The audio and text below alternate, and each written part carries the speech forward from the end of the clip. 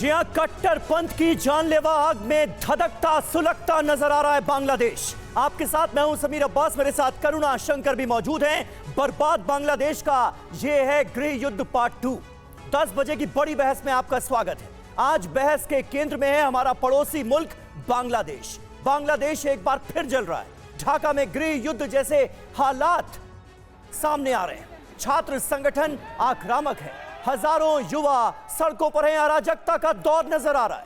Bulldozer से घरों में तोड़फोड़ की जा रही है, आगजनी हो रही है खुलेआम। फांसी की मांग करते हुए विरोध में नारे लगाए जा रहे हैं। लेकिन यह सब कुछ यूनुस सरकार के खिलाफ नहीं बल्कि शेख हसीना के खिलाफ हो रहा था। तोड़फोड़ और आगजनी शेख मुजीब के घर में हुई है। ढाका से जो तस्वीरें निकलकर सामने आई है वो हैरान करने वाली है और डराने वाली है। वहां के हालात को लेकर सवाल यह पूछा जा रहा है कि बांग्लादेश में हिंसा और विरोध की आग बार बार आखिर क्यों भड़क रही है, क्यों बार बार विरोध के केंद्र में शेख हसीना आ रही है, जबकि वो पिछले साल 5 अगस्त को, जी हां ये तारीख आपको याद होगी, 5 अगस्त को ही देश छोड़ चुकी है। इन्हीं सवालों को लेकर आज होगी बड़ी बहस, लेकिन इससे पहले खबर समीर।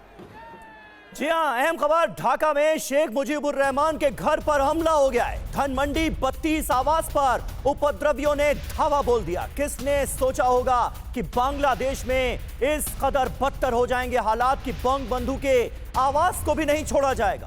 बंगबंधु के घर में तोड़फोड़ के बाद आग लगा दी गई। ये देखिए तस्वीरें, आवास के बाहर लगी बंगबंधु की तस्वीर तोड़ दी गई है। घर की बाउंड्री को बुलडोजर से ढा दिया गया है। ये तस्वीरें आपके सामने। तो शेख मुजीबुर रहमान बांग्लादेश के संस्थापक, पहले राष्ट्रपति, जिनका मान सम्मान था बांग्लादेश में, आज उनके आवास को किस तरह से तोड़ा जा रहा है बुलडोजर के सहारे, और उनके परिवार को कैसे डराया धमकाया जा रहा है कट्टरपंथियों की तरफ से।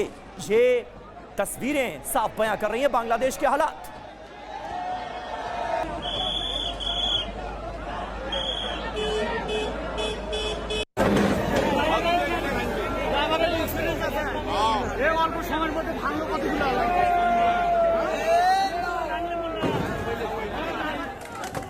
तो ये देखिए, 2 तस्वीरें आपको हम दिखा रहे हैं। एक तरफ आप देख पा रहे हैं कैसे बंगबंधु का जो घर है, मुजीबुर रहमान का घर, जिसे संग्रहालय के तौर पर घोषित कर दिया गया था शेख हसीना की तरफ से ही, और अब उस घर को तोड़ दिया गया है। और दूसरी तरफ उनकी तस्वीर आप देखिए, शेख मुजीबुर रहमान, उनकी तस्वीर पर भी कैसे जो कट्टरपंथी है, जो प्रदर्शनकारी है, उनकी तरफ से हमला बोला गया, कैसे हथौड़े चलाए गए और उसके बाद उस तस्वीर को भी तोड़ दिया गया। ये मौजूदा हालात है इस वक्त बांग्लादेश के। यह आपको बताना चाहेंगे कि शेख हसीना, जिन्होंने बांग्लादेश को बीते साल अगस्त में छोड़ दिया था, वो संबोधित करने वाली थी बांग्लादेश के समय के मुताबिक रात 9 बजे, लेकिन उससे पहले प्रदर्शनकारियों ने यह सब कुछ किया।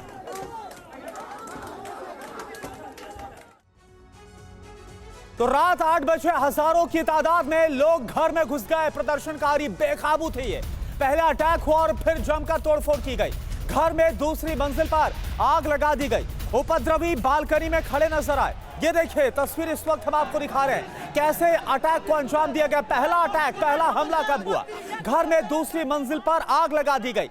आपको यह बता दें कि जब बीते साल प्रदर्शन काफी उग्र हुए थे और जब शेख हसीना को छोड़ना पड़ गया था बांग्लादेश, तब भी इस घर पर हमला हुआ था और एक बार फिर से इस घर पर हमला हुआ। ये देखिए, ये तस्वीर इस वक्त हम आपको दिखा रहे हैं कैसे तोड़फोड़ की गई है। बुलडोजर से भी घर का एक बड़ा हिस्सा ध्वस्त किया गया।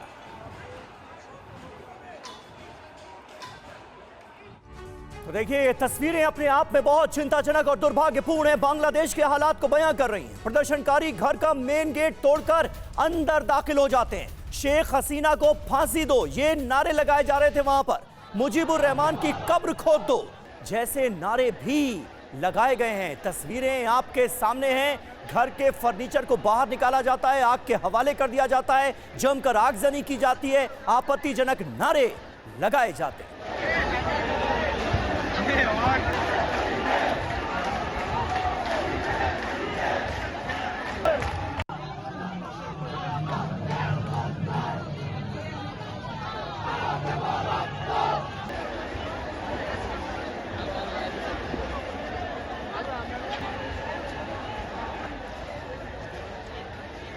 ये देखिए दो तस्वीरें इस वक्त आपके सामने हैं। दो अहम खबरें। घर में दूसरी मंजिल पर कैसे आग लगा दी गई, मुजीबुर रहमान की कब्र खोद दो तक के नारे लगाए गए। दो तस्वीरें आप देख रहे हैं। मुजीबुर रहमान की जो वहां पर तस्वीर है वो उसमें कैसे तोड़फोड़ की गई है, किस तरह से कट्टरपंथी यहां हावी होते हुए नजर आए, आवास में जमकर तोड़फोड़ की गई है। इसे आग के हवाले कर दिया गया है।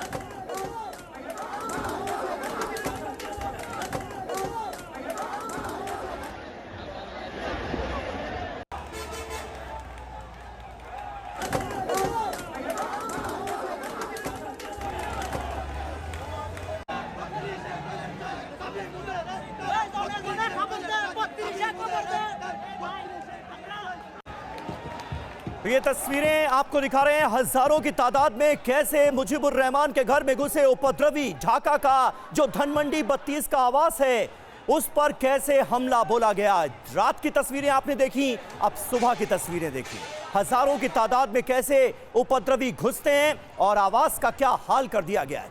सोशल मीडिया पर तस्वीरें लगातार वायरल हो रही हैं बांग्लादेश के अंदर, जिसमें बुलडोजर से कैसे इस घर को ढहाने की कोशिश की गई है। ये तस्वीरें भी आप देख सकते हैं।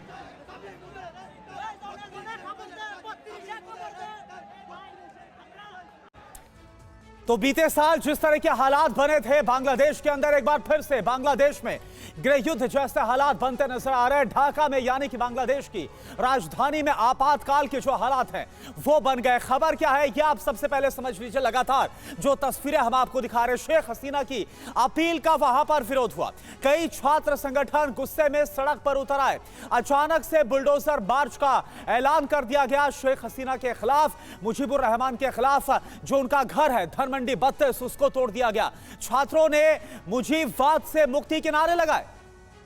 जी और ये सब कुछ बिना सत्ता के संरक्षण के कैसे मुमकिन है, ये सवाल है। 5 फरवरी को ऑनलाइन उन्होंने अपने समर्थकों को, सपोर्टर्स को संबोधित किया और इसी से कट्टरपंथी भड़क उठे। समर्थकों से आज बांग्लादेश में प्रदर्शन के लिए कहा गया था। पार्टी नेताओं पर एक्शन का विरोध करने को कहा गया था। यह अपील शेख हसीना ने की थी ऑनलाइन संबोधन में। सभी फर्जी केसेस का विरोध करने के लिए भी कहा गया था और इसी के चलते जो कट्टरपंथियों की भीड़ थी वो हिंसा पर आमादा हो गई।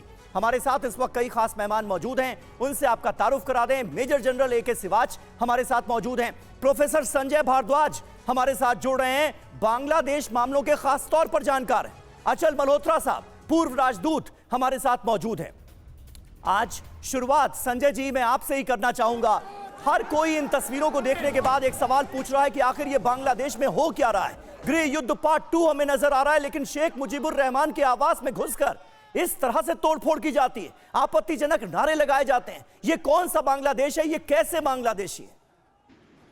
देखिए समीर, बिल्कुल आपने सही कहा कि ये कौन सा बांग्लादेश, ये कैसा बांग्लादेश है। और जो सबसे बड़ा कॉन्ट्राडिक्शन देखने को मिलता है कि क्या यहाँ पे अभी भी पाकिस्तानी ताकतें बहुत मजबूत है। निश्चित रूप से ये बात स्पष्ट होता है। करुणा ने भी कहा कि जिस तरीके से बांग्लादेश आगे बढ़ रहा है एक तरीके से गृह युद्ध का संकेत है।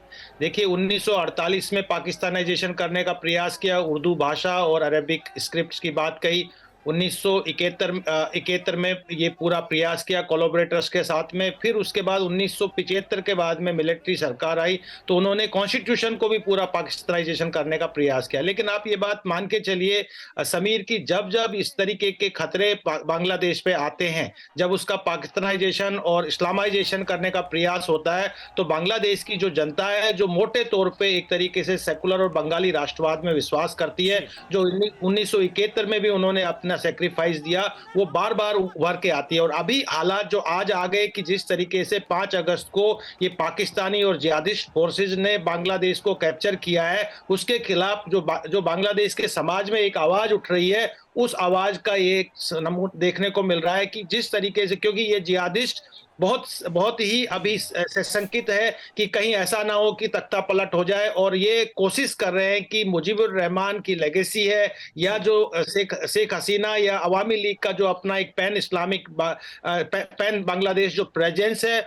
उससे कहीं ऐसा ना हो कि अभी फिर से एक रिवोल्यूशन हो और वापस से सेकुलर डेमोक्रेटिक बंगाली राष्ट्रवादी जो सरकार थी वो वापस से स्थापित हो जाए। तो ये प्रयास किया जा रहा है कि मुजीबुर रहमान की जो उनकी एक पहचान है, जो उनकी एक अपनी इतिहास है, उनकी एक लेगेसी है, उसको खत्म करने का। और ये कोई नहीं है, बहुत कुछ कम लोग हैं। मैं आपको ये भी बता देता हूं, लगभग ये बहुत ही 10, 15, 20% जो कोलैबोरेटर 1971 में थे, आज भी उतने ही है, ज्यादा नहीं है। लेकिन चूंकि बड़ा जिस तरीके के हुलिगिज्म हो रहा है और जिस तरीके के बांग्लादेश में एक गृह युद्ध की तरफ ये धकेलने का प्रयास किया है, इसमें बाहरी शक्तियों का भी पूरा पूरा सहयोग है। ये बात आप मान के चलिए, क्योंकि 1971 का जो डिफीट था, वो डिफीट बाहरी शक्तियां उसको बर्दाश्त आज तक नहीं कर पाई। उसमें अमेरिका ने भी नकारात्मक भूमिका निभाई थी, उनमें पाकिस्तान ने भी नकारात्मक भूमिका निभाई थी, और वो उसका बदला आज तक लेना चाहते हैं। और जो वहां पे सेकुलर डेमोक्रेटिक राष्ट्रवादी जो मुस्लिम्स हैं, जो हिंदू हैं, जिन पे हिंदुओं पे भी अत्याचार, क्योंकि वो भी एक लीडिंग फोर्स रहे हैं,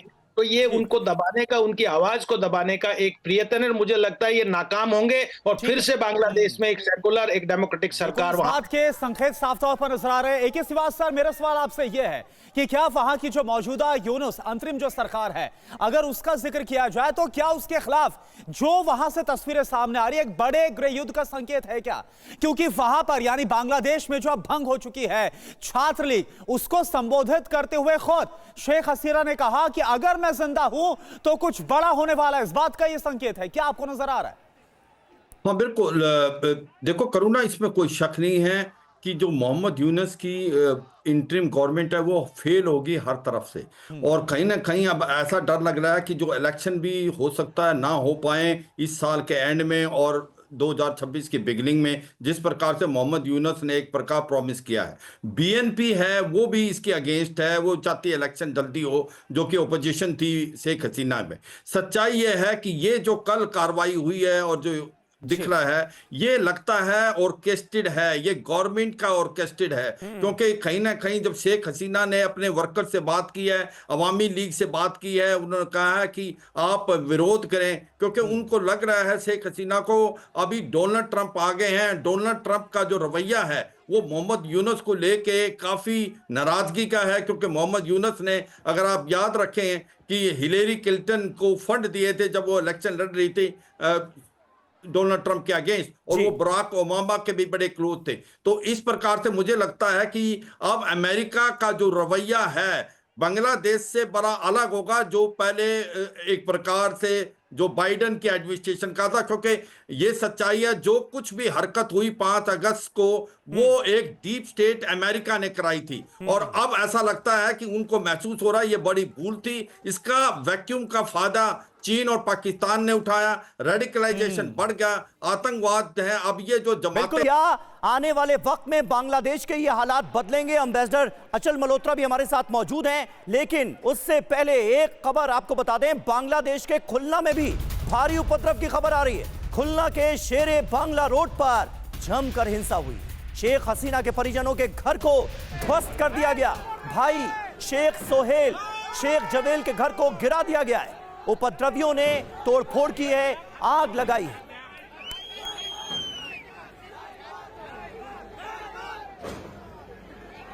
तो ये तस्वीरें आपको दिखा रहे हैं किस तरह से शेख हसीना के जो रिश्तेदार हैं उनके घरों में भी तोड़फोड़ की गई है। ये उनके चाचा का घर है शेख नासिर का, जिसे बुलडोजर के जरिए गिरा दिया गया है। तो दरअसल ऑनलाइन संबोधन में जिन बातों का जिक्र किया गया शेख हसीना की तरफ से, उसके बाद बुलडोजर मार्च का ऐलान किया गया। और देखिए किस तरह से शेख हसीना के जो रिलेटिव्स हैं उनके घरों में तोड़फोड़ की गई और बाकायदा बुलडोजर से घरों को ढहा दिया गया है। अचल मल्होत्रा साहब, ये तस्वीरें क्या कहानी कह रही हैं, क्या करने की कोशिश है?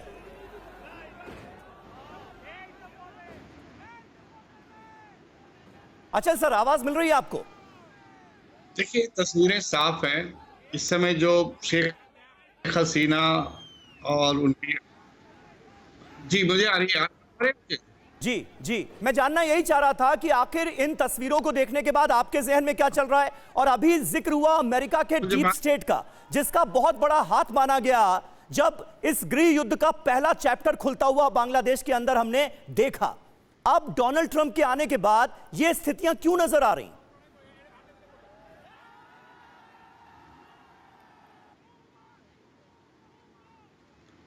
देखिए, सबसे पहले तो जो तस्वीरों की आप बात कर रहे हैं, तो बहुत ज़ाहिर है कि इस समय शेख हसीना और उनकी पार्टी अवामी लीग, इसके चिप्स डाउन हैं और ये बहुत ही कमज़ोर दौर से गुज़र के जा रही हैं। और इनके जितने भी अपोनेंट्स हैं जो 5 अगस्त के विद्रोह के पीछे थे, उनकी पूरी कोशिश है कि मुजीबुर रहमान, शेख हसीना, अवामी लीग की पार्टी, इन सबको जो है इसकी लेगेसी को पूरी तरह से खत्म कर दिया जाए और बांग्लादेश में इसका कोई नाम लेने वाला नहीं। ये तो है पहला एस्पेक्ट। अब ये इमीडिएट प्रोवोकेशन जो आपने बताई वो सही है कि जो शेख हसीना ने ऑनलाइन संबोधन किया तो उसके चलते हुए इन्हें क्रिटिक्स मिला। मैं तो सोच रहा हूँ कि क्या हमें शेख हसीना को, चूंकि वो हमारे जमीन पर है, मुझे लगता है कि सरकार को थोड़ा उन्हें बोलना चाहिए कि थोड़ा she should treat with caution. हमारी जमीन से आपको ज्यादा पॉलिटिकल एक्टिविटीज में इंडल्ज नहीं करे, क्योंकि ये सिचुएशन को सिर्फ खराब करेगी, बद से बदतर करेगी। ऐसा मेरा सोचना है। क्योंकि फिर उसका जो सीधा डायरेक्ट इम्प्लीकेशन होगी, पहले से ही हमारे बांग्लादेश के साथ संबंध थोड़ा खराब हो रहे हैं, तो उनमें और भी जो है दूरियां और बढ़ेंगी। आप जानते हैं वहाँ बॉर्डर पे जो हम फेंसिंग करने की कोशिश कर रहे हैं, उसकी अपोजिशन पे generally anti India sentiment Bangladesh में बनाया जाता है। तो थोड़ा मुझे लगता है शेख हसीना को भी यहाँ फिलहाल लो लाइट करना चाहिए।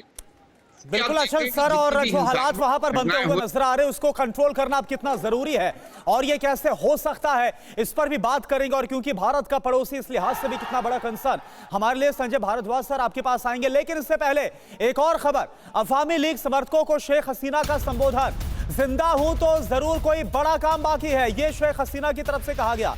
इतिहास बुलडोजर से नहीं मिटेगा, यूनुस ने मेरी हत्या की साजिश को रचा, यह भी शेख हसीना ने कहा और यह आरोप लगाया मोहम्मद यूनुस पर। बांग्लादेश में हालात बेहद ही गंभीर है, यह शेख हसीना की तरफ से बयान संबोधन में। আল্লাহ যখন বাঁচিয়ে রেখেছেন তো নিশ্চয়ই আমার কিছু কাজ বাকি আছে, সেটুকু করার জন্য আল্লাহ বাঁচিয়ে রেখেছেন, নইলে বারবার কেন মৃত্যুর হাত থেকে বেঁচে আসবো। মানুষের দোয়া উপরে আল্লাহ রাব্বুল আলামিন।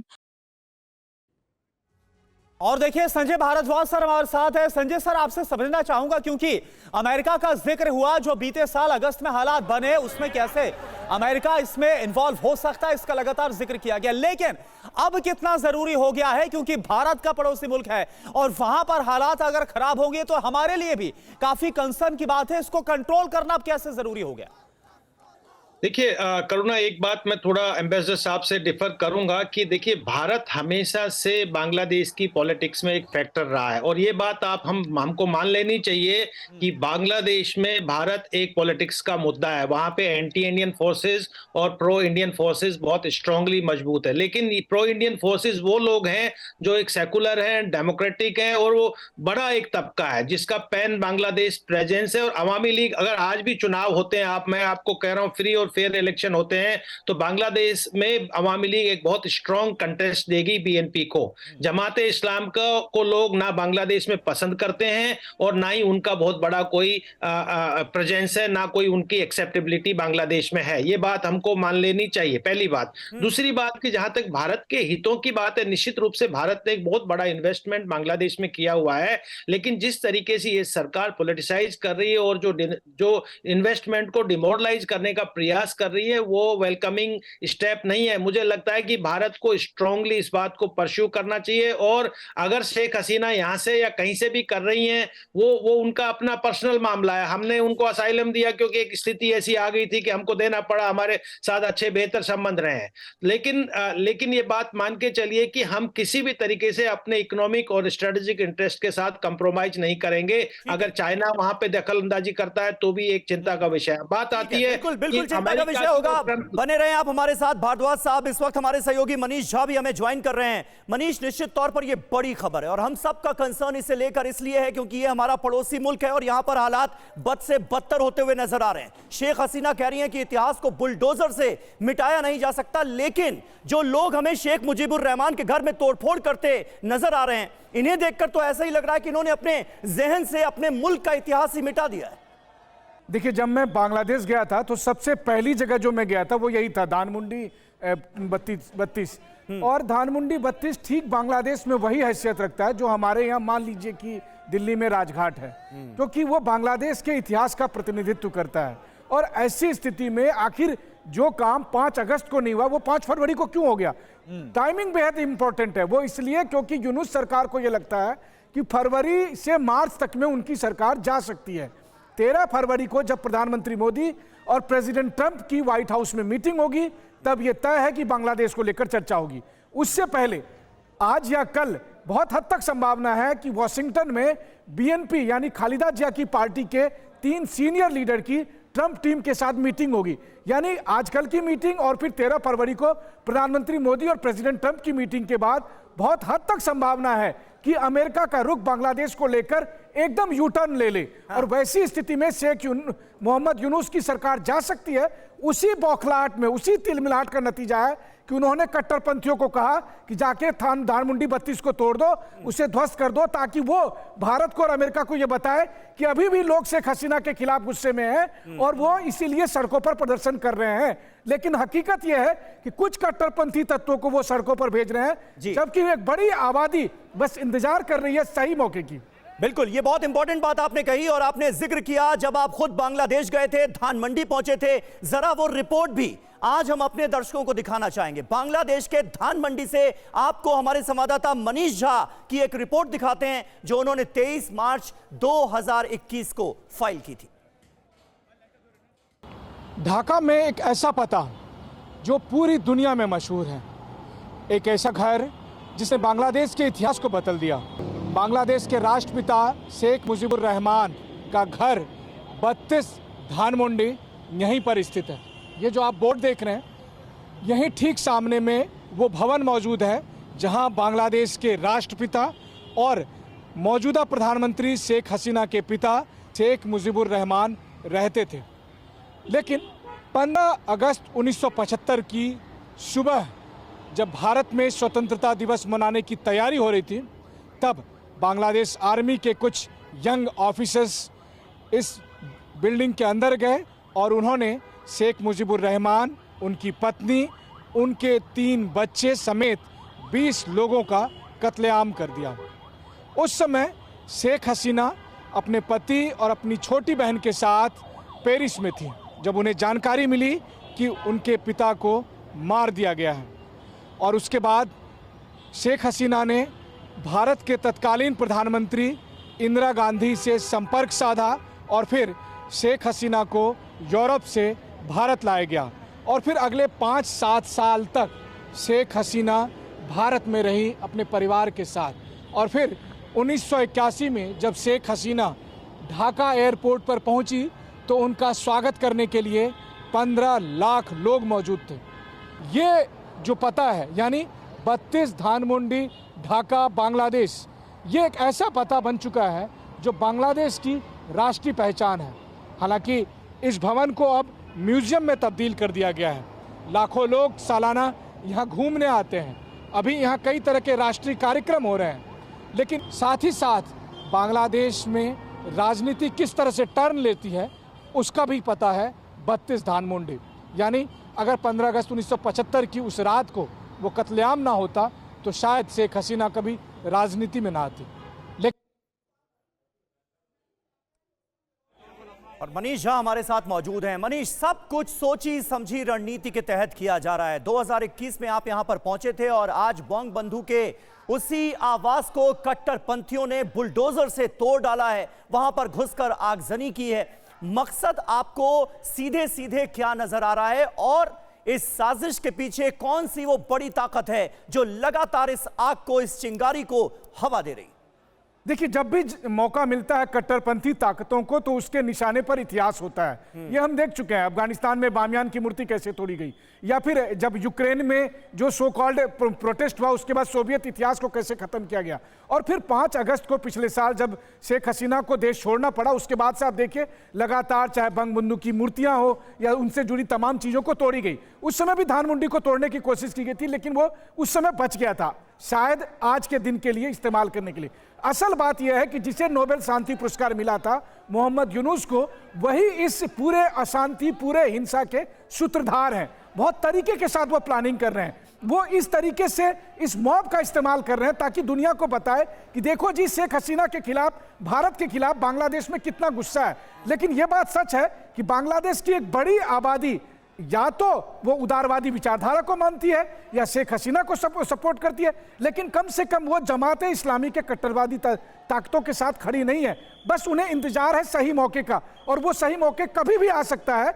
ये बात मोहम्मद यूनुस को पता है, इसीलिए वो मॉब को भड़का रहे हैं। अभी कई और इंसिडेंट होंगे जिसमें यह दिखाने की कोशिश होगी कि अगस्त से जो गुस्सा है वो अभी भी मौजूद है। और जाहिर है ऐसी स्थिति में अवामी लीग के सपोर्टर की बड़ी जिम्मेदारी है कि किस तरीके से वो बांग्लादेश के सही मैसेज को दुनिया तक कम्युनिकेट करे। बिल्कुल, और वो होता हुआ नजर भी आ रहा। हालांकि जब संबोधन हुआ उस दौरान किस तरह से शेख हसीना के खिलाफ ये गुस्सा भड़का है, वो तस्वीरें भी हम दिखा रहे हैं। सिवाज सर, एक बात मैं आपसे समझना चाहूंगा कि जो इस वक्त के मौजूदा हालात और जिस तरह का गुस्सा वहां पर सड़कों पर नजर आ रहा है शेख मुजीबुर रहमान के खिलाफ, शेख हसीना के खिलाफ, क्या लगता है कि जो कुछ बीते साल वहां पर हुआ, इन हालातों को बदला जा सकता है? और देखो करुणा, मुझे लगता है कि जैसे मैं मनीष जहां से बिल्कुल एग्री करता हूं, ये ऑर्केस्ट्रेटेड है। मोहम्मद यूनुस हर जगह से फेल हो गए हैं। उनको लगता है शेख हसीना की पॉपुलैरिटी दोबारा आ सकती है, अवामी लीग दोबारा आ सकती है, और जो डोनाल्ड ट्रंप है उसका रवैया बाइडेन एडमिनिस्ट्रेशन से बहुत अलग होगा बांग्लादेश को लेके। और ये सच्चाई है कि इससे पहले प्राइम मिनिस्टर मिले, प्राइम मिनिस्टर मोदी मिले डोनाल्ड ट्रंप से, और ये बीएनपी के 3 पार्लियामेंट्री मिलने हैं। तो कहीं ना कहीं वो ये दिखाने की कोशिश कर रहे हैं कि अभी भी आक्रोश है। प्रेसिडेंट जो शेख मुजीबुर रहमान थे, जिसको फादर ऑफ नेशन बोलते हैं, और कहीं ना कहीं शेख हसीना के प्रति ये ऑर्केस्ट्रेटेड है, ये सच्चाई नहीं है। ये कुछ एक रेडिकल एलिमेंट्स उकसाए हुए हैं मोहम्मद यूनुस की गवर्नमेंट से, क्योंकि उसने जो प्रॉमिस किया तो फेल हो गया। आज की तारीख में वहां पर रेडिकलाइजेशन जो है जमात इस्लामी और बांग्लादेश मुजाहिदीन कर रहे हैं, वहां गवर्नेंस नाम की कोई चीज नहीं है। Anti Hindu, anti India sentiment है। तो ऐसे में मोहम्मद यूनुस कहीं ना कहीं डाइवर्ट करने की सोच रहे हैं अटेंशन को, कहीं ना कहीं अमेरिका को दिखाना चाहते हैं। अभी भी जो अवाम है वो शेख हसीना के अगेंस्ट है, मोहम्मद जो मुजीबुर रहमान के अगेंस्ट है। ये मोहम्मद यूनुस अपनी एक लास्ट ट्रिक मारने की कोशिश कर रहे हैं। मुझे लगता है उनकी उल्टी गिनती शुरू हो गई है। डोनाल्ड ट्रंप का रवैया, सिवाज साहब आप जो कह रहे हैं ना कि ये उल्टी गिनती शुरू हो गई है, इसके आसार, इसकी उम्मीद तो तब से लगाई जा रही है जब से ये बातें कही जाने लगी कि अब बाइडेन जा रहे हैं, डोनाल्ड ट्रंप आ रहे हैं। मनीष, लेकिन अब डोनाल्ड ट्रंप आ चुके हैं और कहीं से अभी तो ऐसे आसार नजर नहीं आ रहे हैं जिससे ये कहा जाए कि उल्टी गिनती चल रही है। मोहम्मद यूनुस जो चाह रहे हैं वो करते हुए नजर आ रहे हैं। मंशा बिल्कुल क्लियर नजर आ रही है, शेख हसीना को वापस आने नहीं देना है, उनके खिलाफ एक पूरा का पूरा माहौल क्रिएट करना है। जो इतिहास शेख मुजीबुर रहमान से, शेख हसीना की फैमिली से जुड़ा हुआ है, उसे तहस नहस करना है। बिल्कुल, देखिए कट्टरवादी ताकतों को भड़काने की कोशिश लगातार जारी है मोहम्मद यूनुस के द्वारा। बाकी देखिए बाइडेन तो 20 जनवरी तक थे ही, और ये सब कुछ बाइडेन प्रशासन के द्वारा किया धड़ा है। किसी को इसमें शको शुबा नहीं होनी चाहिए कि 5 अगस्त 2024 को बांग्लादेश में जो हुआ उसके पीछे अमेरिका का डीप स्टेट इन्वॉल्व है। और इस बात के खुद प्रमाण अब मोहम्मद यूनुस ने भी दे दिया था क्लिंटन फाउंडेशन के एक कार्यक्रम में, उन्होंने साफ तौर पर कह दिया था। अब दूसरी बात आ रही है कि बाइडेन के जाने के बाद ट्रंप आए हैं। ट्रंप के आने के बाद पहली मीटिंग आज होने जा रही है, आज से कल तक में, जब बेगम खालिदा जिया के बेटे तारिक रहमान और उनकी पार्टी के 2 सीनियर मोस्ट लीडर, ये 3 लोग वॉशिंगटन पहुंच चुके हैं। वहां पर ट्रंप प्रशासन के साथ उनकी मीटिंग हो रही है, नंबर 1। नंबर 2, 13 फरवरी को व्हाइट हाउस में प्रधानमंत्री मोदी और प्रेसिडेंट ट्रंप के बीच जब मीटिंग होगी, उस वक्त दुनिया के तमाम मुद्दों के अलावा बांग्लादेश पर चर्चा होगी। और ऐसी स्थिति में मोहम्मद यूनुस को लगता है कि अब उनकी सरकार बस फरवरी मार्च में हो जा सकती है।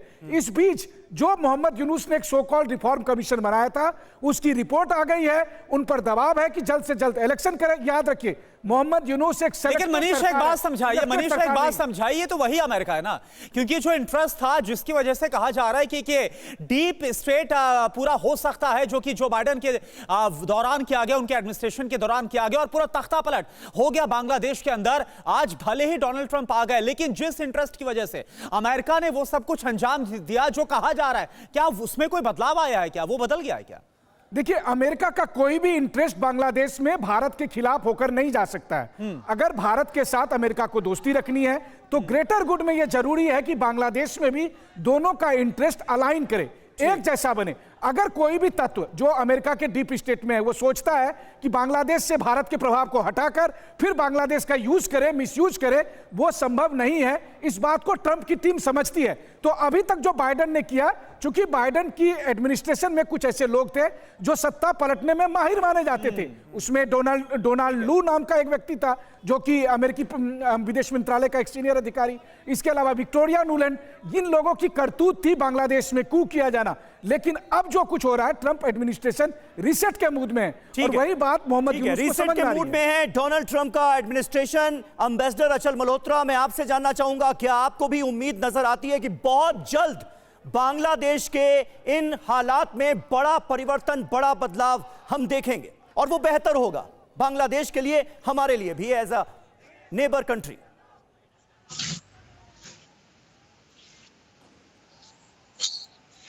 मैं ऐसा विश करूंगा, मैं चाहूंगा कि ऐसा हो, लेकिन अभी जमीनी हकीकत ऐसा कुछ इस तरफ कोई इशारा नहीं कर रही है।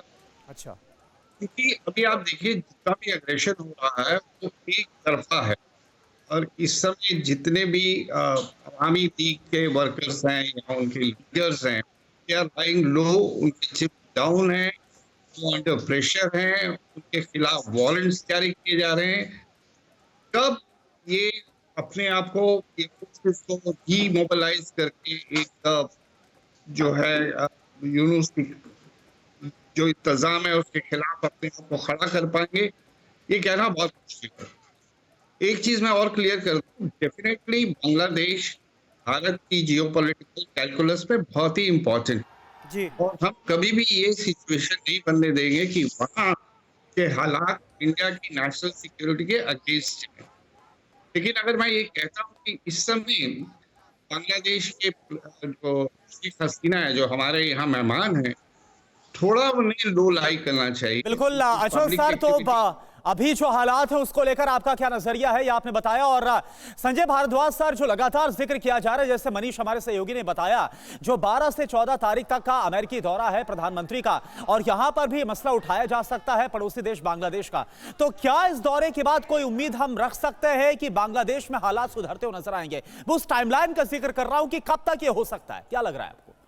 देखिए मैं मनीष की बात को आगे बढ़ाता हूं कि जो अंतर्राष्ट्रीय फैक्टर बता रहे हैं, लेकिन डोमेस्टिक फैक्टर वहां पे बहुत स्ट्रांग हो रहे हैं। देखिए फरवरी माह है, बहुत इंपॉर्टेंट है। वो 21 दिवस जो लैंग्वेज डे है वो 21 फरवरी है। उससे पहले अवामी लीग ने एक चार्ट ऑफ प्लान बनाया हुआ है। 1 से 5 फरवरी तक उनको लीफलेट बांटना था, 6 तारीख को उनको डेमोन्स्ट्रेशन करना था, प्रोटेस्ट करना था, फिर 10 तारीख को उसको रिपीट करना था, और 18 तारीख को नेशन वाइड एक बहुत बड़ा एक protest, down to dust protest की तैयारी हो रही थी, ताकि जो बांग्लादेश की जो संस्कृति, जो बंगाली भाषा में विश्वास करते हैं, वो लोग मोबिलाइज होकर अवामी लीग के समर्थन में रोड पे आए। और इस बात को ध्यान में रखते हुए ये जो 32 धनमंडी वाला जो डिमोलिशन किया है और दोबारा से 5 अगस्त की मेमोरी को याद करने का प्रयास किया है, ये इनका नाकाम अटेम्प्ट है। अंतर्राष्ट्रीय फैक्टर और जो डोमेस्टिक फैक्टर है, दोनों मिलके बांग्लादेश में एक नया दूसरा रिवॉल्यूशन आएगा, और दोबारा से बांग्लादेश में चाहे इलेक्टोरल के माध्यम से दोबारा से एक सरकार आएगी, जो चुनी हुई सरकार होगी, बांग्लादेश की इच्छा के हिसाब से चुनी हुई सरकार होगी। ये कट्टरपंथी मोहम्मद यूनुस जो प्रोटोगी, जो हिलरी क्लिंटन और डेमोक्रेट्स के बैठाए हुए हैं, वो बहुत समय तक बांग्लादेश में टिकने वाले नहीं है। ये बात मैं बार-बार यूनुस बहुत समय तक बांग्लादेश में टिकने वाले नहीं हैं। हर कोई यही आसार जता रहा है, उम्मीद जता रहा है। हालात बद से बदतर होते हुए नजर आ रहे हैं। गृह युद्ध पार्ट 2 की तस्वीरें इस वक्त बांग्लादेश से जो सामने आई हैं, निश्चित तौर पर वो हम सब के लिए चिंता का सबब है। बहुत बहुत शुक्रिया आप सभी का हमारे साथ इस चर्चा में जुड़ने के लिए।